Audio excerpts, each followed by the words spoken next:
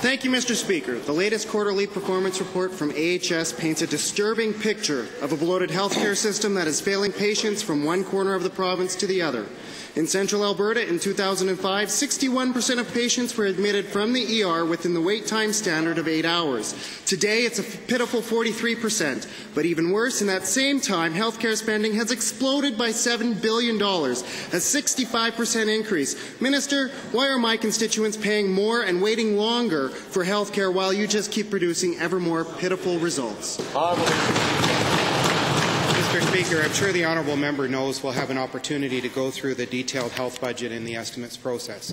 But what I will say is most interesting, Mr. Speaker, is the propensity of the member opposite and his colleagues to commensurately complain about changes in healthcare funding, growth this year of 3% compared to an average of 9% over the last year, and at the same time complain about performance in his own constituency. Mr. Speaker, the fact is that we have an increase of over 5% in emergency department visits in this province over the last year. Our staff are doing an excellent job in meeting those needs, and we have plans in place to serve people in the community who don't need the emergency. Minister, your performance is unacceptable. Again to the Health Minister. Given that patients in BC wait 5 months for cornea transplants and in Alberta they wait 2 years, 5 times longer, what is the government going to do about the 700 people on the cornea transplant waiting list who are slowly going blind, waiting years for the proper care that they deserve?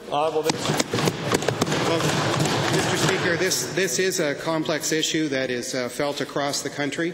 The honourable member is correct that wait times for cornea transplants are far too long. Mr. Speaker, we are looking at opportunities both to source corneas outside the province and also, more importantly, Mr. Speaker, to encourage Albertans through the work of one of my colleagues to donate organ and tissue to make it available for this very important purpose. To the Minister again, given the healthcare spending is way up, results are way down, what are the consequences for your executives that are sucking up hundreds of millions of dollars in expenses and bonuses, leaving patients to suffer on such long waiting lists?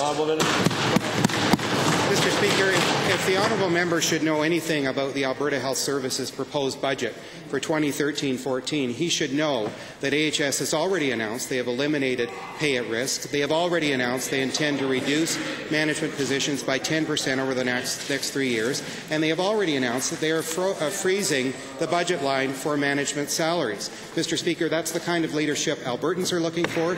It's the kind of leadership I, as Minister, am looking for, and they should be recognized for providing that leadership.